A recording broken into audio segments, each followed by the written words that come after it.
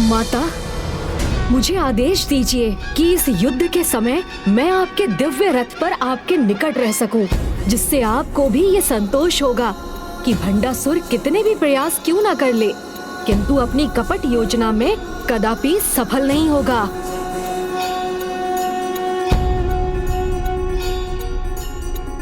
प्रणाम माता।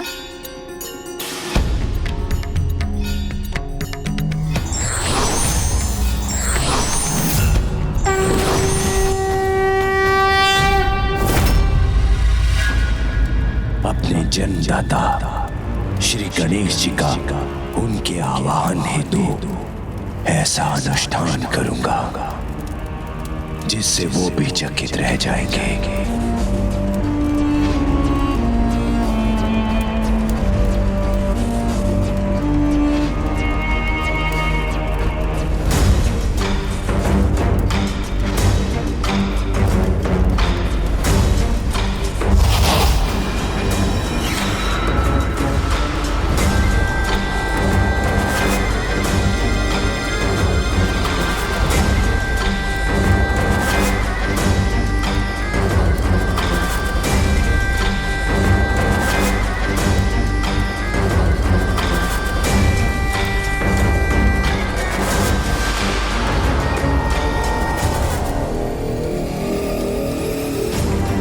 आश्चर्य, अपने भीतर से एक और भंडासुर जी को प्रकट कर दिया असुर महानायक जी ने।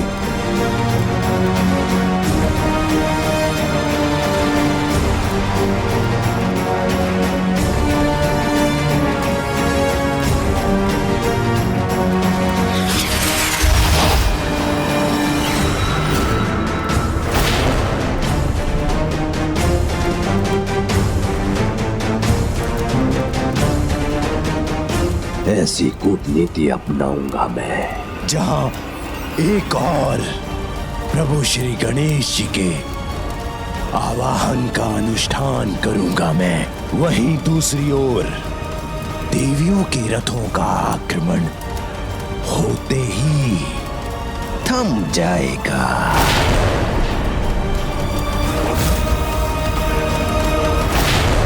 अब युद्ध में इतना तो चलता है, इतना तो चलता है, इतना तो चलता है।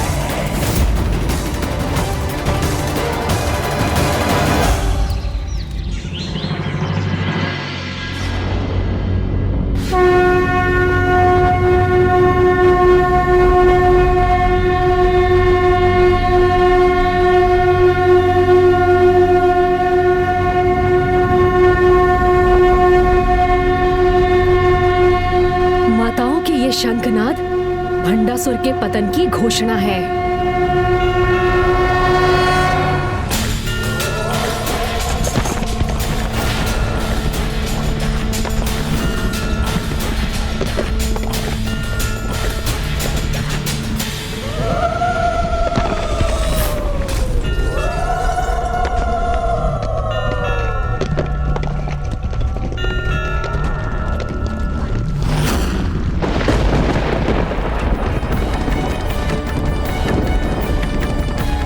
माता के रथों की गड़गड़ाहट सुनकर भंडासुर कंपित अवश्य हुआ होगा।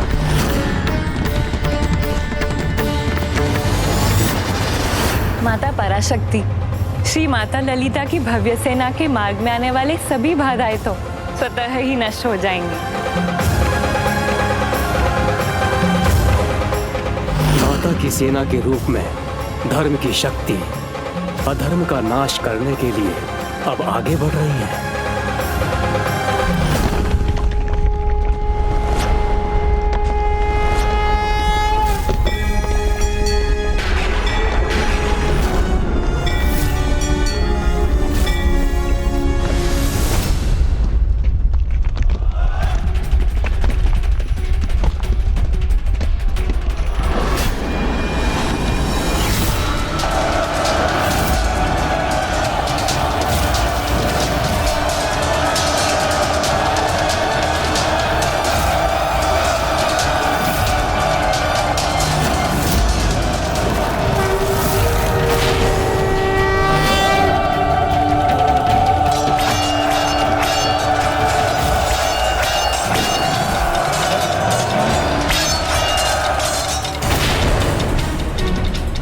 हमारी सेना की संपूर्ण शक्ति भी हमारा सामना नहीं कर सकेगी।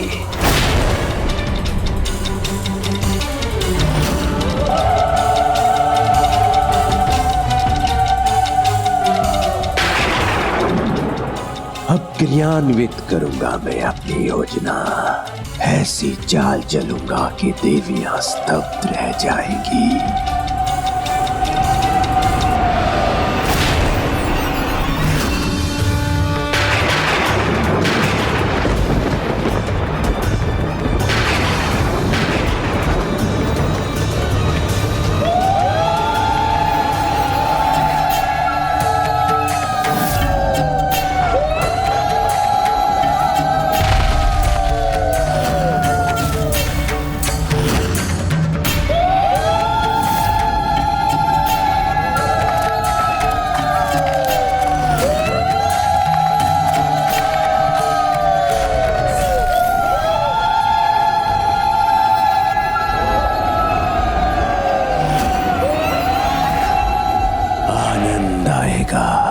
इन्हें चकित देखकर बहुत आनंद आएगा।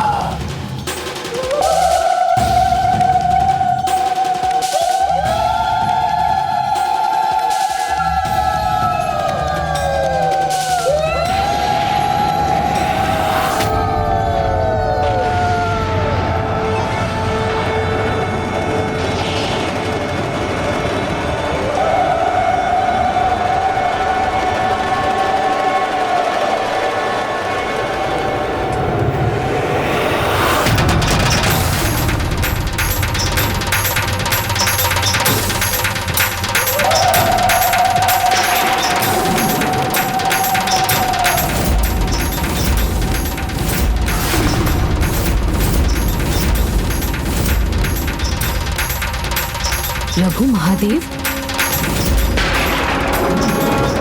प्रभु महादेव इनके साथ।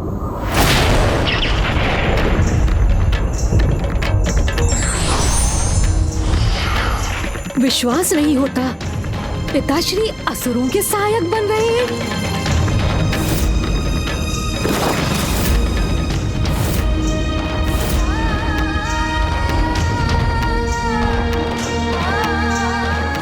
कैसे संभव है?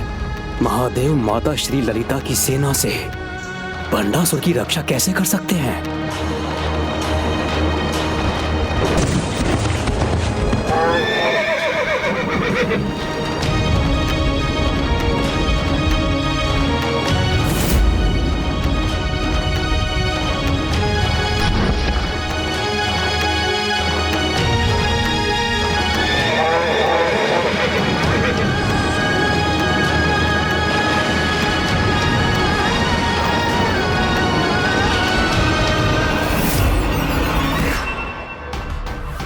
हमारे पिताश्री असुर महानायक श्री भंडासुर जी ने जो कहा था वो सत्य हुआ।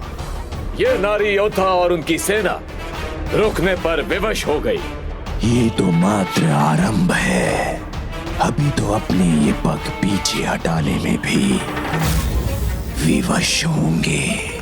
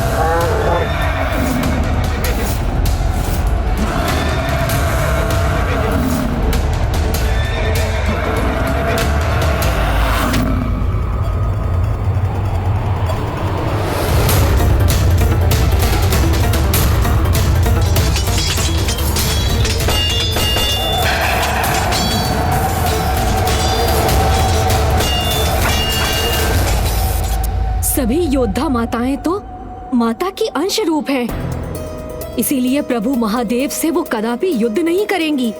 किंतु यदि वो पीछे हटी तो भी अनर्थ होगा, क्योंकि युद्ध के नियमों के अनुसार युद्ध स्थल में अपने पग पीछे रखने का अर्थ है अपनी पराजय स्वीकार करना।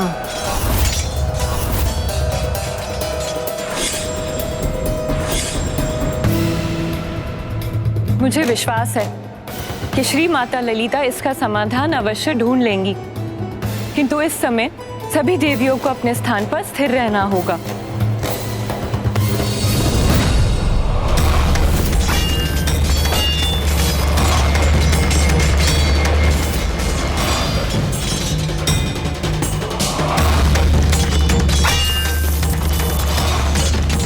अब जब तक यहाँ पर युद्ध होगा, मुझे वहां अपने वास्तविक लक्ष्य तक पहुंचने का अवसर प्राप्त होगा।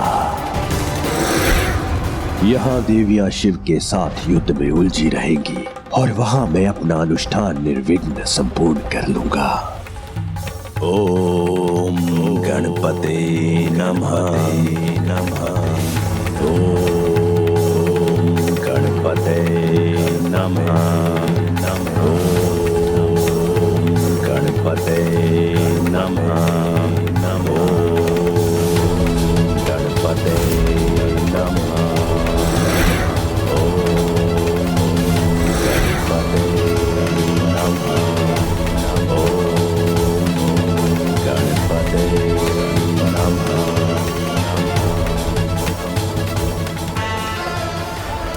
हे जन्मदाता श्री गणेश जी, मैं कोई साधारण अनुष्ठान नहीं, मैं गणपति अथर्व शीर्ष पाठ करूंगा, जिसके पूर्ण होने पर मेरे यज्ञ की आहुतियों से हल्दी से रची आपकी ये प्रतिमा आपका पूर्ण स्वरूप धारण करेगी। फिर विवशता से ही सही, किंतु आपको मुझे दर्शन देने आना ही होगा। भक्ति में इतना तो चलता है प्रभु, तो चलता है प्रभु।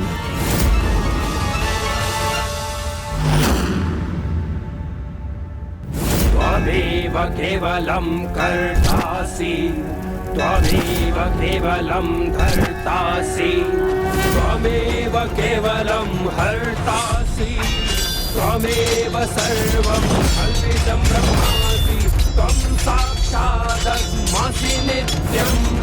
ऋतं वच्मि सत्यं वच्मि, अवत्वं अववक्तारम् अवश्रोतारम् अवदातारम् अवधातारम् अवरुधानम् अवशिष्यम्।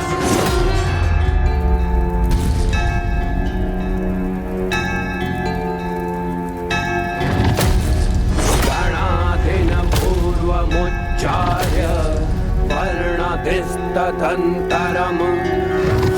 अनुस्वारः परतरः अर्धेन्दुदत्तम्।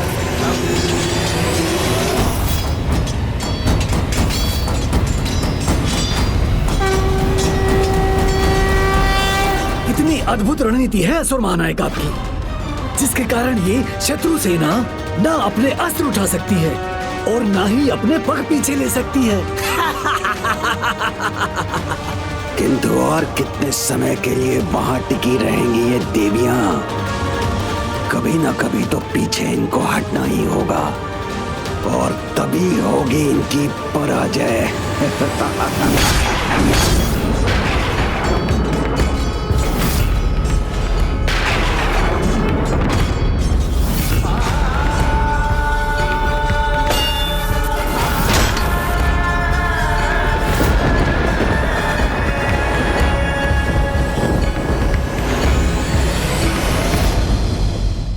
ये जो भी हो रहा है उचित नहीं है। माता, क्या इस परिस्थिति में हम कुछ भी नहीं कर सकते?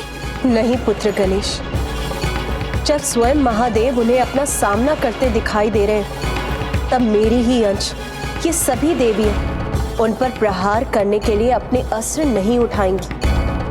किंतु फिर प्रभु महादेव माता के विरुद्ध अपना अस्त्र कैसे उठा सकते हैं?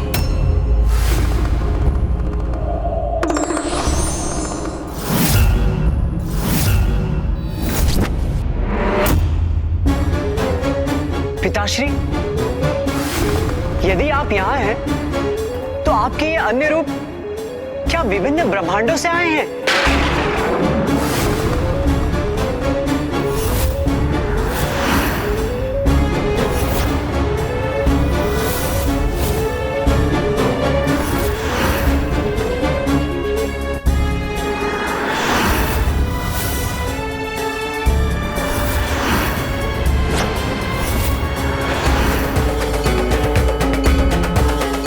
यदि मैं यहाँ अपने ब्रह्मांड में विराजमान हूँ तो उस युद्ध भूमि में मेरे प्रतिरूप ये अनेक महादेव कहाँ से प्रकट हुए?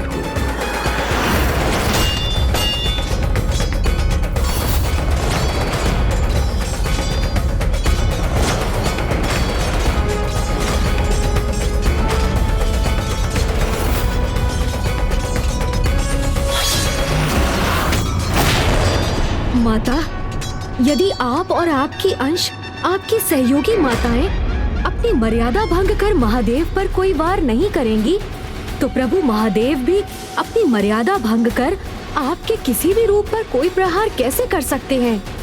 अर्थात जो हमारे सामने है वो सत्य नहीं, एक बहुत बड़ा छलावा है। तुमने सर्वथा उचित कहा पुत्र गणेश। सत्य यही कि ये योद्धा महादेव के समान दिखाई अवश्य दे रहे हैं, किंतु वास्तव में ये महादेव है नहीं, किंतु वास्तव में ये महादेव है नहीं, किंतु वास्तव में ये महादेव है नहीं। किंतु माता, यदि ये प्रभु महादेव नहीं तो सभी माताएं इन पर वार करने में संकोच क्यों कर रही हैं? क्योंकि इन्होंने प्रभु महादेव का रूप धारण किया, इसीलिए जब तक ये अपना वास्तविक रूप धारण नहीं करते, प्रभु महादेव के रूप का सम्मान करते हुए कोई भी देवी इन पर प्रहार नहीं करेगी। तब तो इन्हें इनके वास्तविक रूप में लाना ही होगा। किंतु क्या है इनका मूल स्वरूप? इतना समर्थ कौन है जो सभी अर्थों में महादेव के समान रूप धर सकता है? इनकी वास्तविकता कुछ और समय तक छिपी रहनी चाहिए, जिससे सभी देवी देवता इन्हीं में उलझे रहें और मैं अपने वास्तविक उद्देश्य में सफलता प्राप्त कर सकूं। गणादिन पूर्वमुच्चार्य वर्णदृष्टधन्तरम् अनुस्वारः परतरः अर्धेन्दुलसितम् दारिणृतमिक तत्त्वमनुस्वरूपं गकारः पूर्वरूपम् आकारो मध्यमरूपम् अनुस्वारशान्यरूपं बिन्दुरुत्तररूपं नादः सन्धानम संहिता सन्धिः सैषा गणेश विद्या गणकऋषिः निद्रित गायत्री छन्दः गणपतिर्देवता ॐ गं गणपतये। अब जैसे ही इस पाठ के साथ मेरा अनुष्ठान संपन्न होगा और यज्ञ आहुति पूर्ण होने पर जैसे ही हल्दी गणेश अपना पूर्ण आकार लेंगे, तब प्रभु श्री गणेश को मुझे दर्शन देने आना ही होगा।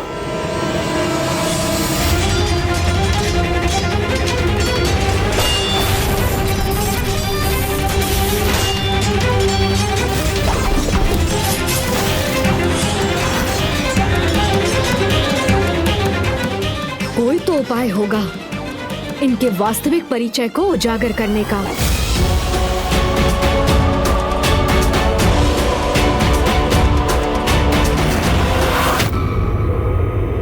सर्प का केंचुल?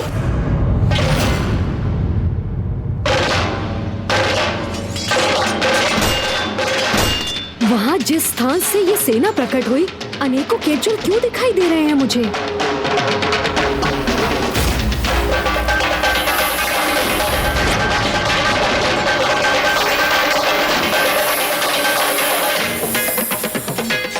सर्प की जीवा है इनकी। माता, मैंने इन्हें पहचान लिया। ये तो नाग हैं, नागासुर हैं ये, नागासुर हैं ये।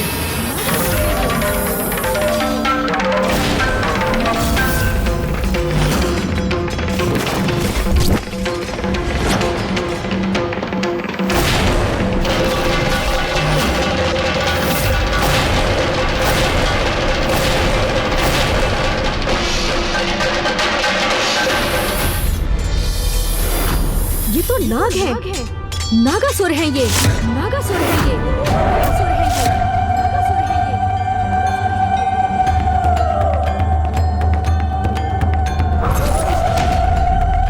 हाँ पुत्र गणेश, देवी नकुला इस प्रकार तब ही उत्तेजित होती हैं जब उन्हें अपने निकट सर्पों और नागों का आभास होता है। माता नकुला अर्थात सर्पों और नागों की परम शत्रु, नेवलों की माता। ये नागासुर ही है, ये नागासुर ही है, ये नागासुर ही है, जिन्हें अब देवी नकुला अपने वास्तविक रूप में आने पर विवश करेंगी।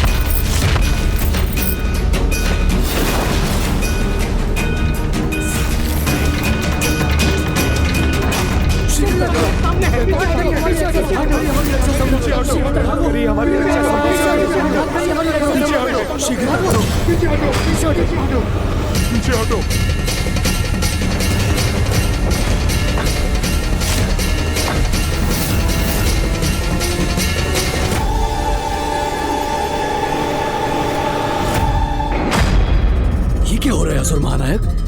ये महादेव रूपी योद्धा अनेकों देवियों को पराजय की ओर धकेल रहे थे। ये अचानक एक देवी के आने से भयभीत क्यों हो रहे हैं? ये भटकाव अभी समाप्त नहीं होना चाहिए, अन्यथा मैं गणेश जी को अपने निकट स्थित करने के उद्देश्य में कैसे सफल होऊंगा?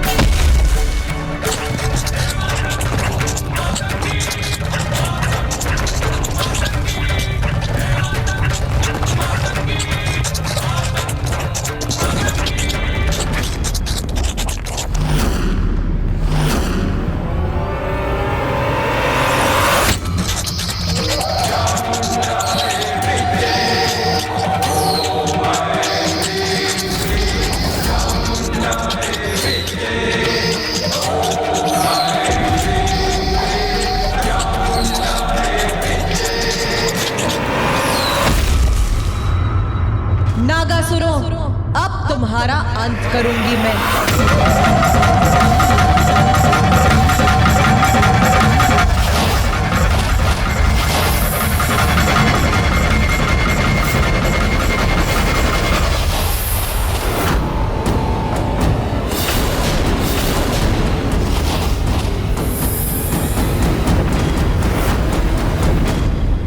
ये तो कामरूपी नागासुर है। अपनी इच्छा अनुसार किसी का भी रूप धारण कर सकते हैं ये, किंतु अब इन्हें अपने इस अपराध का भयंकर दंड भी अवश्य प्राप्त होगा।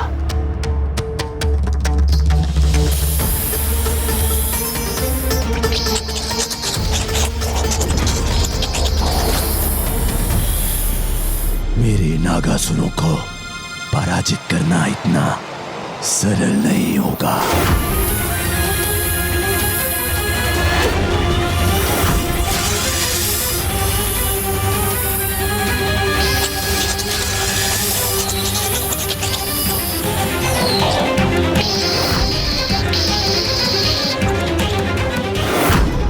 अब माता इन नागसुरों का वध कर देंगी।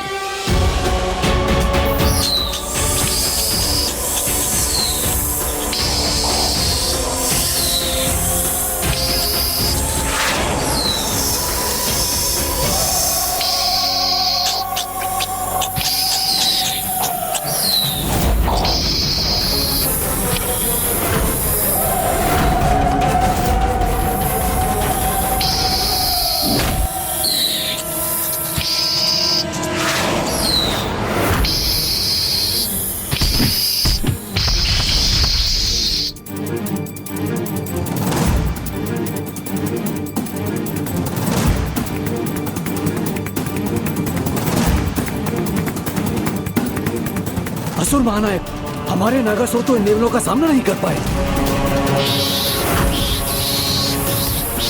अभी इन नागासुरों का अंत नहीं होने दूंगा मैं, क्योंकि अभी कुछ समय के लिए मुझे इनकी आवश्यकता है।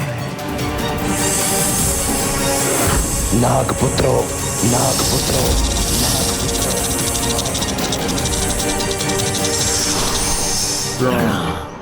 अपनी माता देवी शर्पणी को उनकी संतानों की दुर्दशा का ये दृश्य दिखाओ और पुनः इस युद्ध का भाग बनो।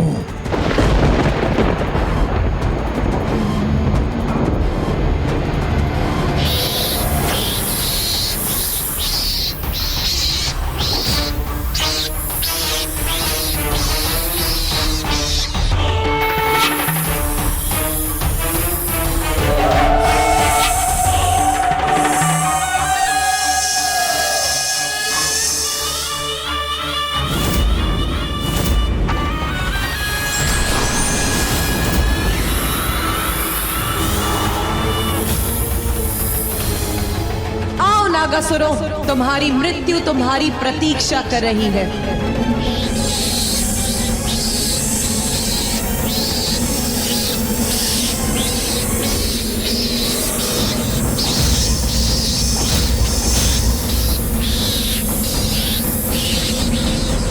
तुम्हारी इस दुष्टता का भयंकर दंड दूंगी मैं तुम्हें।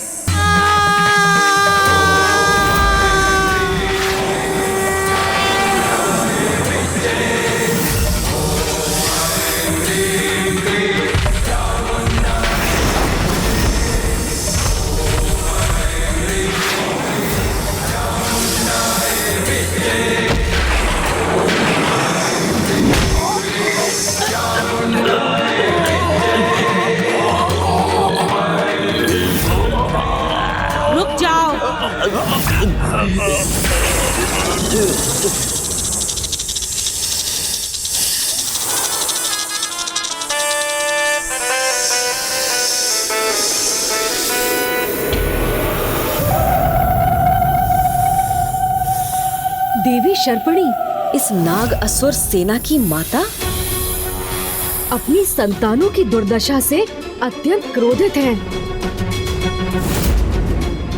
देवी शर्पिणी इतनी विशालकाय है कि इनसे युद्ध करना और इन्हें पराजित करना तो अत्यंत कठिन है।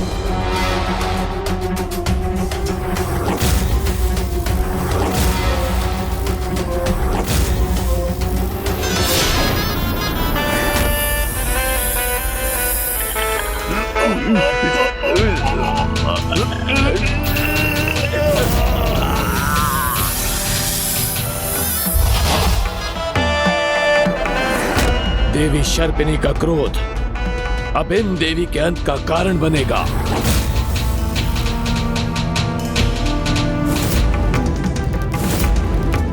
मेरी संतानों को और हानि पहुंचाने का दुस्साहस भी मत करना। इन्हें इनके काल से भेंट करने से अब कोई नहीं रोक सकता।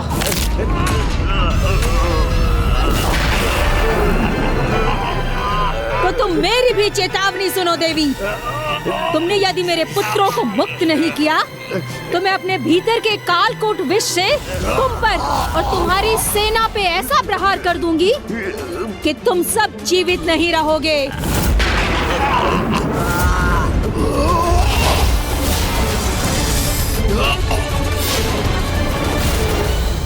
तुमने मेरी चेतावनी भी नहीं सुनी तो लो, अब मेरे कालकूट का प्रहार सहो।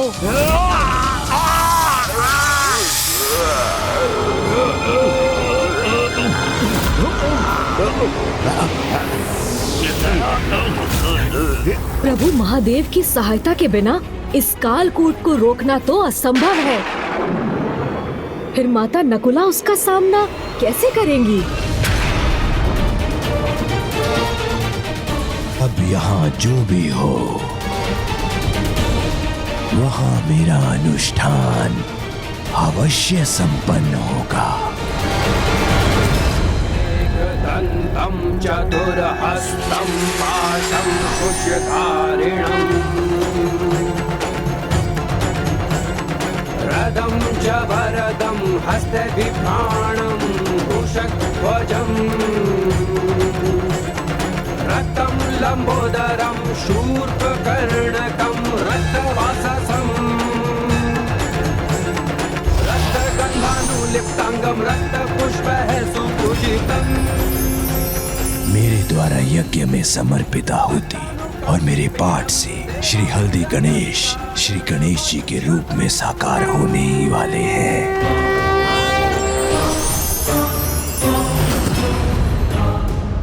मुझ पर अब ये कैसा प्रभाव हो रहा है?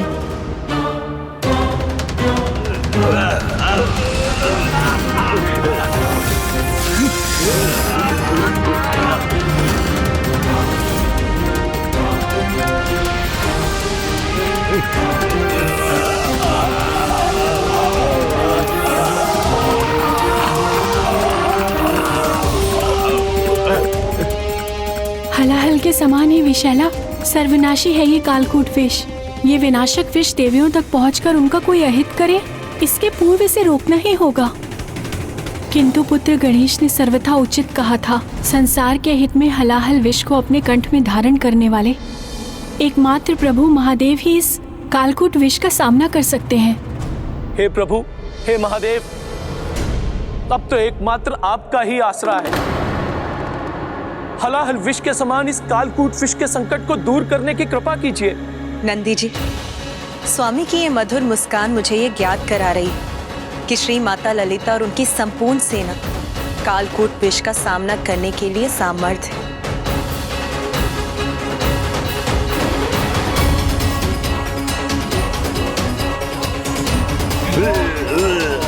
इन विषैले सर्पों का और कालकूट विष का मैं सभी का सामना करूंगी।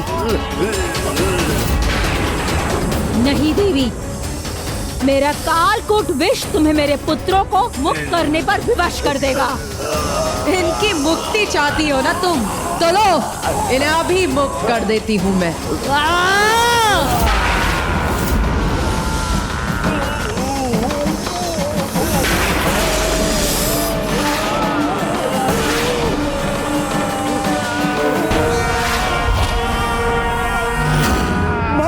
माता, हम अपने आप को बचा नहीं पा रहे हैं। माता, बचाइए हमें। माता, हमें बचाइए। माता, कालकूट विष हमें भी नष्ट कर देगा।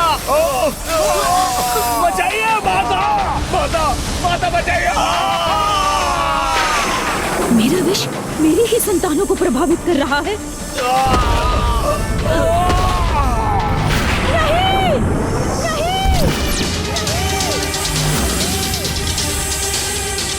मेरे ही विष से मेरे पुत्रों की दुर्गति की तुमने। अब तुम अपनी दुर्गति के लिए तैयार हो जाओ।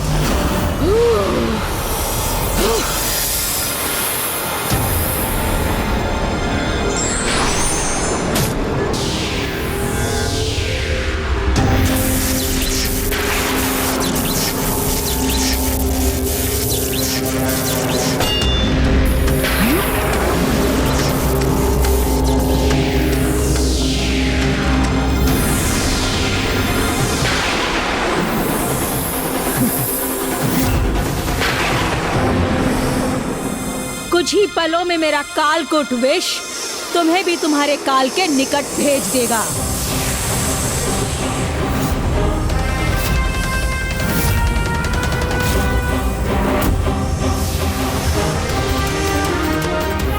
शीघ्र कोई उपाय न सूझा तो माता नकुला और हमारी सेना इस कालकूट विष से प्रभावित होने लगेंगी। ये अत्यंत भयंकर कालकूट विष जिसका भी स्पर्श करेगा उसी में समाहित होकर उसके संपूर्ण अस्तित्व को ही मिटा देगा।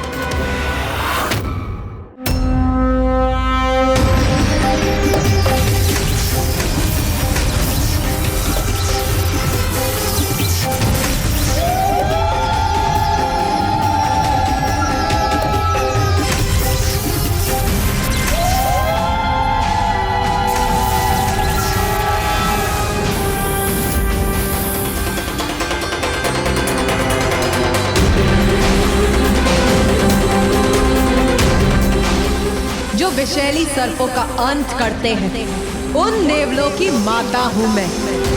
तो तुम्हारा ये भ्रम कि तुम मुझे क्षति पहुंचाओगी, तुम्हारे इस कालकूट विष के साथ उसका अंत कर दिया है मैंने, और ये प्रमाणित कर दिया है कि तुम जैसी आसुरी शक्तियों का विष धर्म हित में कार्य करने वाली देवी शक्तियों के सामने टिक नहीं पाता।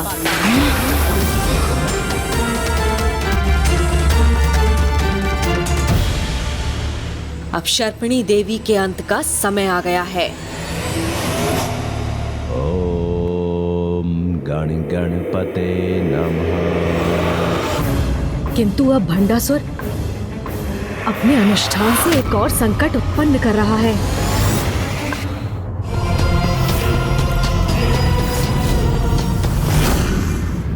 अर्थात इस धूर्त भंडासुर ने 2 रूप धारण किए हैं, जिससे उसका एक रूप यहाँ सभी को युद्ध में व्यस्त रख सके और दूसरा रूप वहाँ मेरे आवाहन हेतु गणपति अथर्व शीर्ष पाठ संपन्न कर सके।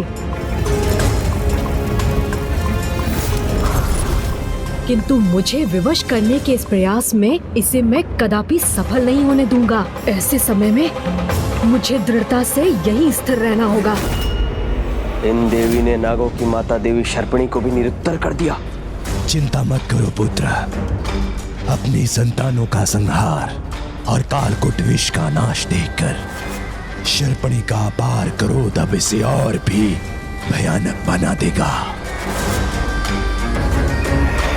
देवी, मैं अपने पुत्रों के अंत का प्रतिशोध अवश्य लूंगी।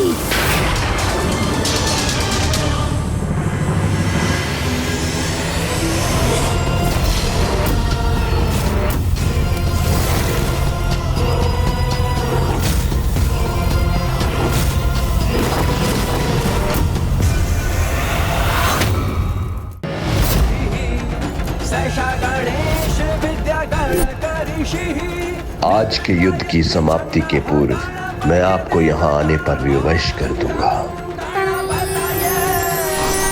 भंडासुर के पाठ के प्रभाव से दूर रहना होगा मुझे। भंडासुर की पूजा के कारण पुत्र गणेश का विचलित होना मुझे भी व्यथित कर रहा है।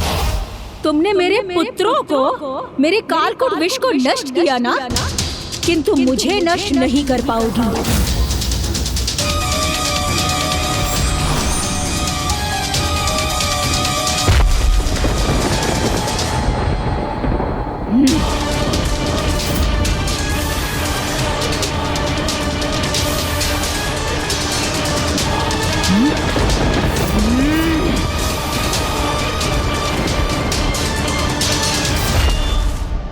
मेरा अगला प्रहार व्यर्थ नहीं जाएगा।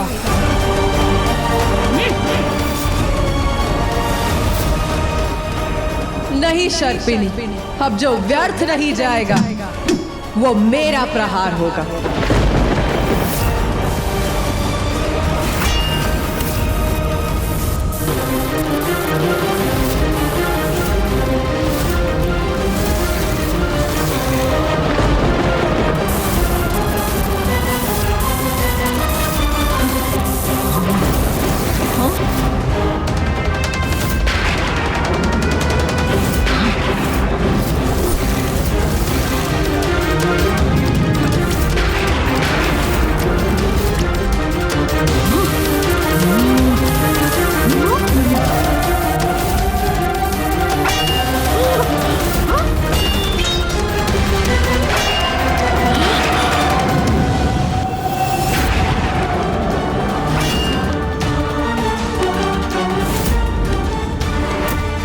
शर्पणी का कोई प्रहार इन देवी पर सफल क्यों नहीं हो रहा है? देवी नकुला का बार बार शर्पणी को आहत करना अवश्य इस युद्ध में उनकी भावी विजय का ही संकेत है।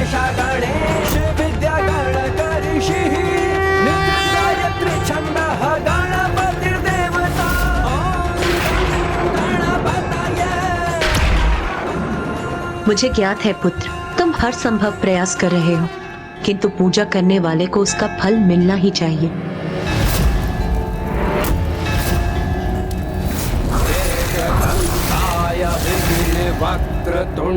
किंतु माता, मैं यदि भंडासुर के पास जाने के लिए विवश हो गया तो मुझे क्षमा कर दीजिएगा।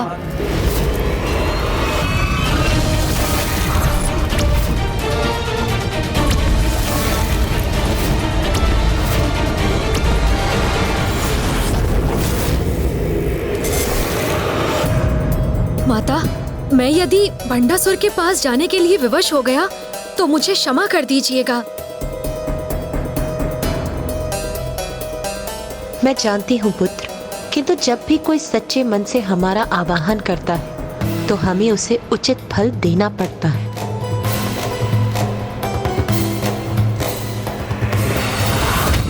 मेरे अस्त्र को नष्ट करके तुम ये मत समझना कि तुम मेरा भी अंत करने में सफल हो जाओगी।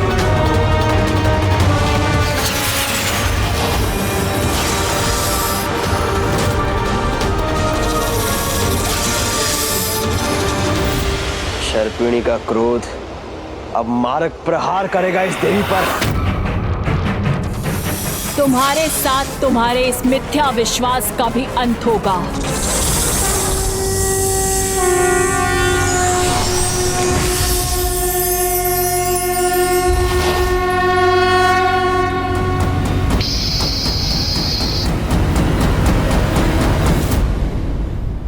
मुझे पूर्ण विश्वास है धर्म और अधर्म के इस युद्ध में विजय अवश्य धर्म की ही होगी और देवी नकुला शर्पिणी को पराजित अवश्य करेंगी।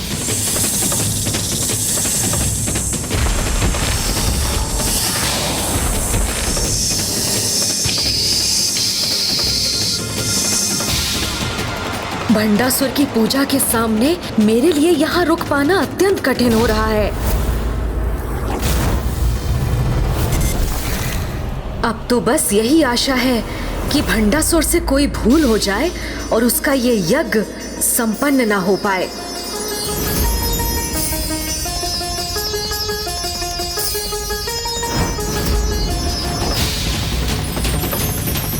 नहीं, मेरी पूजा समाप्त होने से पूर्व यज्ञ की सामग्री समाप्त नहीं होनी चाहिए, नहीं तो अनर्थ हो जाएगा।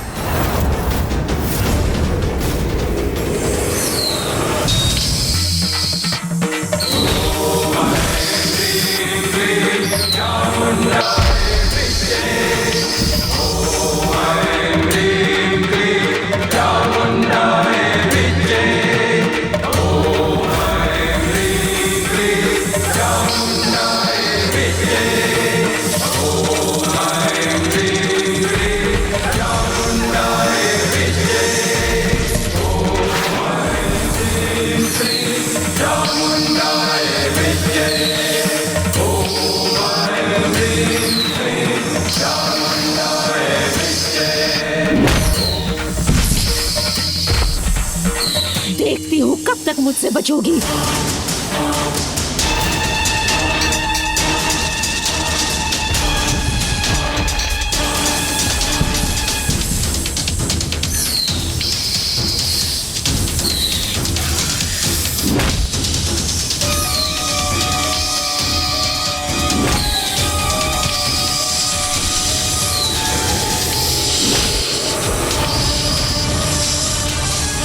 प्रहार की सफलता शब्दों से नहीं, उसके प्रभाव से ज्ञात होती है। उचित है फिर, अब मेरा प्रहार भी देखो।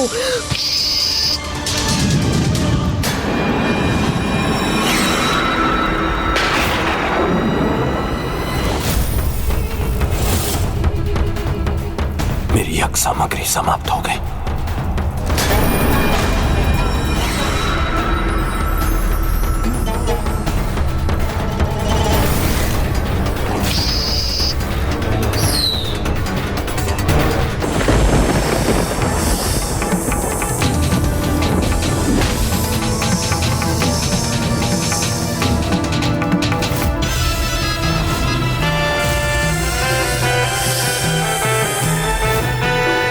देवी शर्पिणी विजय हुई।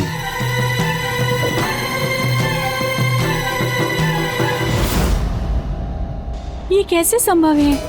पाप की छाया भला पुण्य के प्रकाश को कैसे पराजित कर सकती है?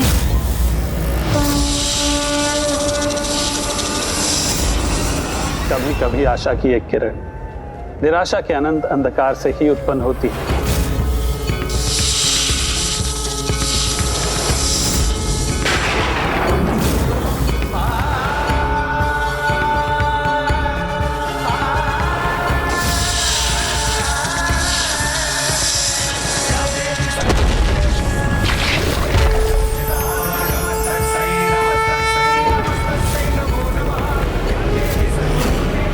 गड़बड़ी का वध कर दिया इन देवी ने।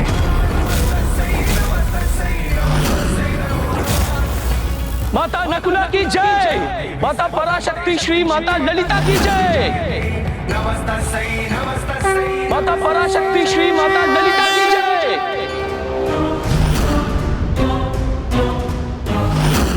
यदि आहुति समाप्त हो गई तो मैं अपनी जीवा को काटकर पूजा संपन्न करूंगा।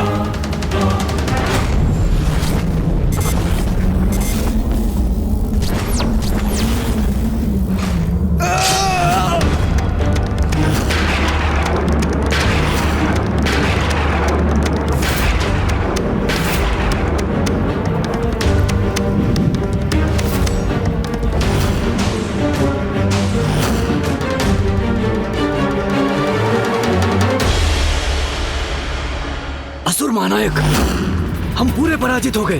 पराजय नहीं, विजय हुई है हमारी, क्योंकि जो महत्वपूर्ण है उसे पाने के लिए कुछ खोना इतना तो चलता है। मुझे क्षमा कर दीजिए माता, क्षमा कर दीजिए।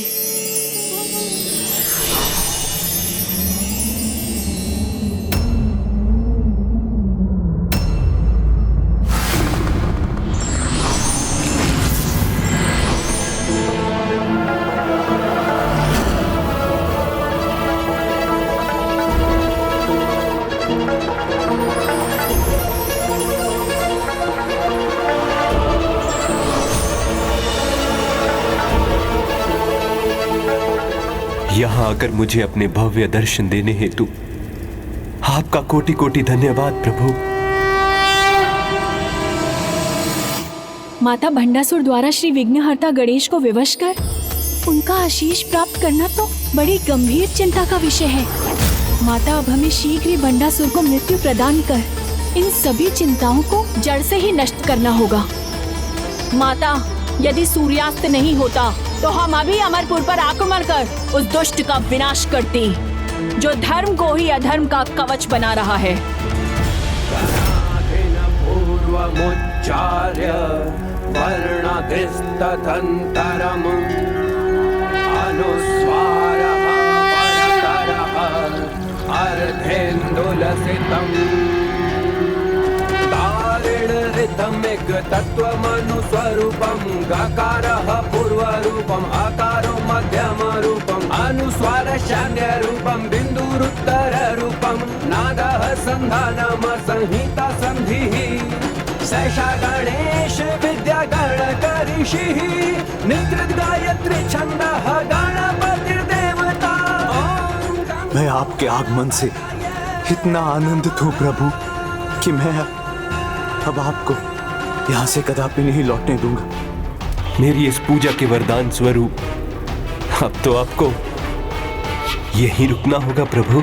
मुझे यहाँ रोककर ये दुष्ट तो अपने अगले प्रयोजन के विघ्न मिटा लेगा, अर्थात प्रभु महाशिव का आवाहन करने में सफल हो जाएगा। इसीलिए मुझे ही इसे रोकने का कोई उपाय करना होगा।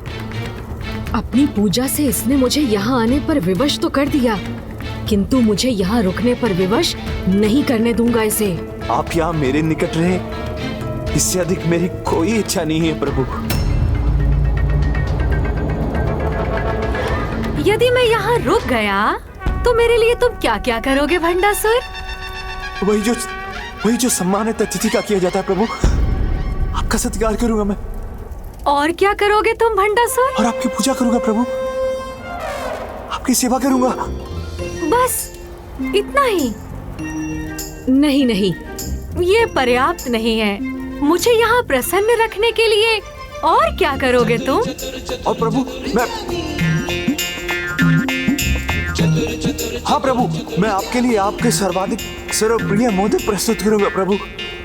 मोदक? हाँ प्रभु, मोदक। जितने मोदक आपको चाहेंगे, जब तक चाहेंगे, आपका मन भरने तक मैं रुकूंगा नहीं प्रभु। आपको निरंतर मोदक प्रस्तुत करता रहूंगा प्रभु। जब तक मेरा मन ना भरे मुझे निरंतर मोदक प्रस्तुत करते रहोगे तो? हाँ प्रभु, जब तक आपकी इच्छा हो तब तक प्रभु। किंतु सावधान रहना तुम भंडासुर। यदि मेरा मन भरने तक तुम मुझे निरंतर मोदक प्रस्तुत करने में असफल हुए तो मैं यहाँ से प्रस्थान कर जाऊंगा। मुझे स्वीकार है प्रभु, ऐसा कभी नहीं होगा। चतुर गणेशा। भंडासुर क्या ये मान बैठा है कि गणेश जी को मोदक का लालच देकर उन्हें वहीं रोकने में सफल हो जाएगा? हाँ पुत्र, गणेश अब मोदक के लिए वहीं रुकेगा, क्योंकि अब उसे ऐसी युक्ति सूझी है जिसकी सहायता से वो धूर्त भंडासुर को मूर्ख बनाकर विफल कर देगा। स्मरण रखना तुम भंडासुर कि जब तुम मुझे मोदक प्रस्तुत करने में असफल हो जाओगे तो मैं यहाँ से प्रस्थान कर जाऊंगा। ऐसी स्थिति कभी नहीं आएगी प्रभु, किंतु आप भी वचन दीजिए प्रभु कि जब तक मैं आपको मोदक प्रस्तुत करने में असफल ना हो जाऊं, आप भी मेरे मोदक ग्रहण करते रहेंगे प्रभु। और यदि मैं इस कार्य में कोई विघ्न ना आने दूं, तो आप भी मुझे आशीर्वाद देने की कृपा कीजिए प्रभु कि जो कार्य मैं करने जा रहा हूं उसमें कोई विघ्न उत्पन्न ना हो। तथास्तु।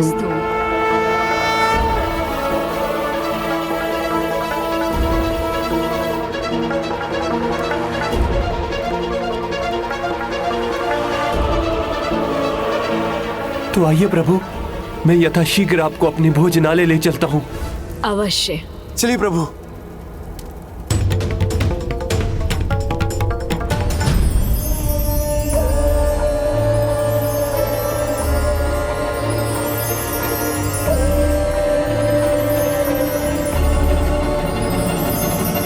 प्रभु गणेश जी के चरणों के सिंदूर का लाभ मैं भविष्य में प्राप्त कर सकता हूँ।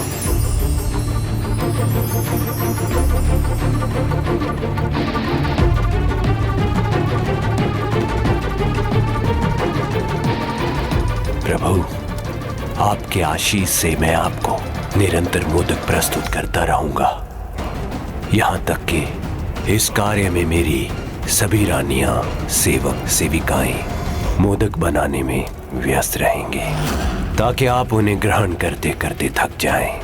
किंतु मैं उन्हें प्रस्तुत करने में तब तक नहीं थकूंगा जब तक मेरा दूसरा उद्देश्य पूर्ण नहीं हो जाता।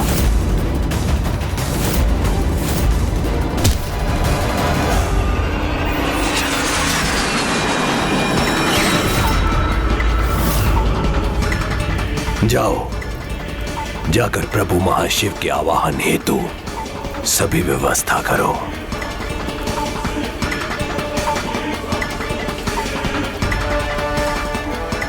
तब तक मेरा दूसरा प्रतिरूप ये सुनिश्चित करेगा कि प्रभु गणेश जी की थाल में मोदक रिक्त ना हो।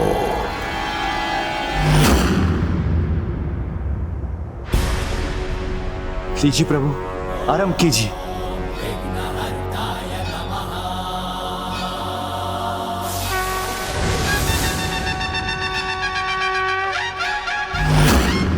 भंडासुर, मेरी थाल में मोदक दिखाई नहीं दे रहे हैं मुझे। प्रभु इतनी गति से मोदक ग्रहण करेंगे ये ज्ञात नहीं था। मुझे शीघ्र और मोदक की व्यवस्था करनी होगी।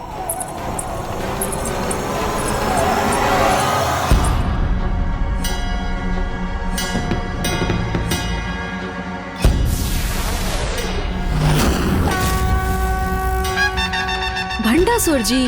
हाँ प्रभु।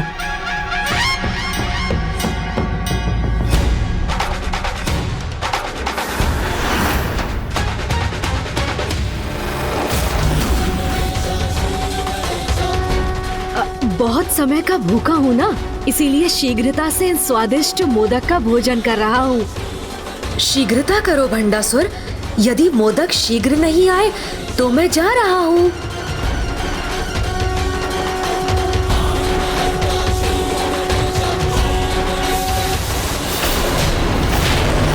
क्या मुझे रोकने की इच्छा नहीं है तुम्हारी? थोड़ी शीघ्रता करो भंडासुर, अपने वचन को पूरा करो, नहीं तो तुम्हें पता है ना मैं यहाँ नहीं रह पाऊंगा। हाँ प्रभु।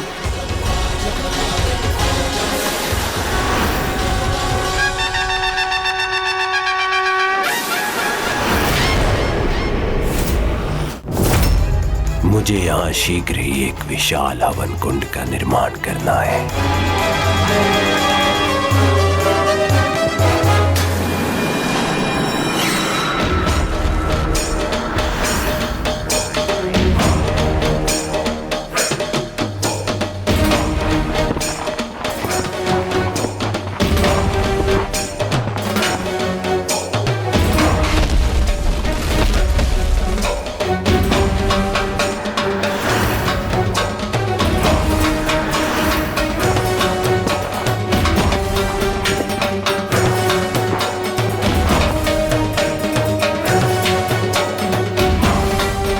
प्रभु गणेश जी तो यहाँ आ ही चुके हैं और अब शीघ्र ही प्रभु महाशिव भी यहाँ होंगे।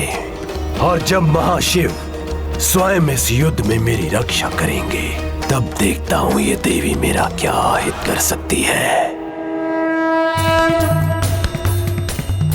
माता अब हमारे लिए क्या आदेश है? दिवस के आरंभ होने की प्रतीक्षा कीजिए, क्योंकि अब अपनी चतुराई से जो भी करेंगे वो चतुर गणेश ही करेंगे। तुम्हारी गति इतनी धीमी क्यों हो गई भंडासुर? शीघ्रता करो, नहीं तो तुम्हें ज्ञात है ना क्या होगा। शीघ्र करो, सभी अपनी अपनी गति बढ़ाओ और प्रभु के लिए मोदक प्रस्तुत करो।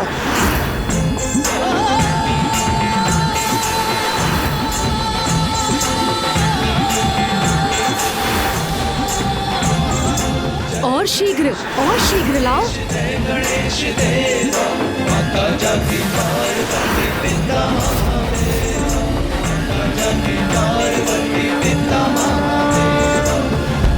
कहाँ है और मोदक? अब और मोदक कहाँ शेष है यहाँ भंडासुर, जो तुम प्रस्तुत करोगे?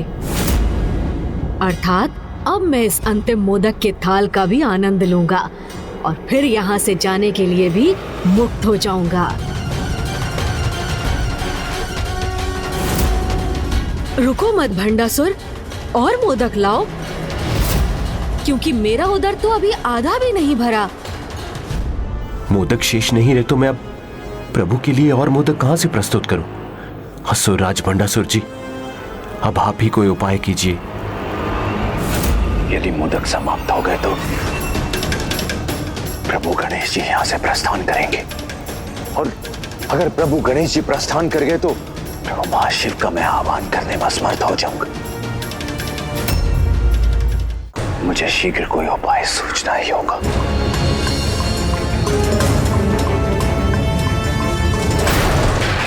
सूर्यदेव,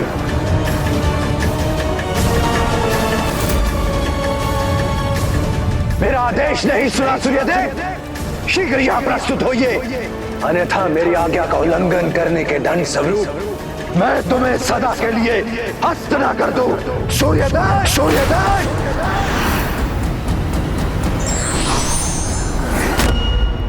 अपना अक्षय पात्र दो मुझे।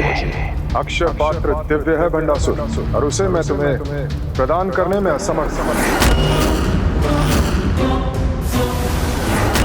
बस अब तो ये 3 ही बचे हैं। शीघ्र कुछ व्यवस्था नहीं की तो मैं चला जाऊंगा। भूलो मत सूर्यदेव, 105 ब्रह्मांडों का अधिपति हूं मैं, और तुम मेरे अधीन हो। इसलिए अगर मेरा क्रोध जागृत करने का दुस्साहस किया, ना सूर्यलोक में तुम रहोगे, ना ही संसार में तुम्हारा अस्तित्व। बस 2, तो फिर मैं अब शीघ्र प्रस्थान करूंगा।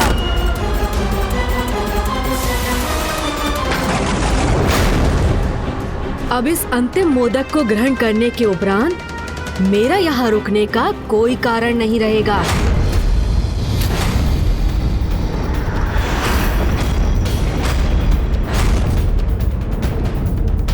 मुझे क्षमा कर दीजिए गणेश जी, मेरे पास कोई और विकल्प नहीं है।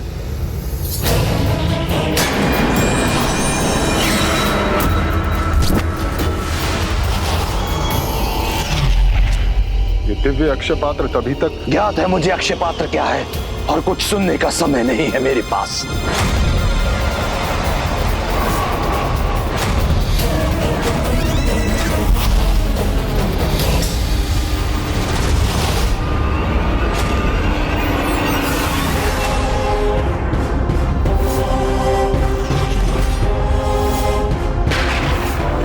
प्रभु, अब अक्षय पात्र द्वारा असीमित मोदक प्राप्त होते रहेंगे।